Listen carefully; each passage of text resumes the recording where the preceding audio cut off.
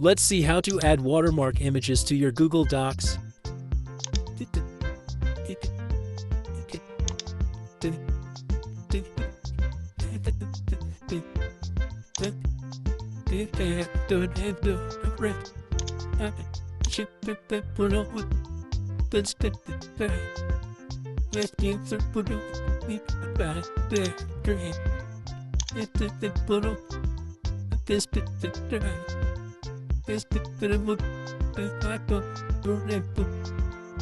You can adjust the size picture.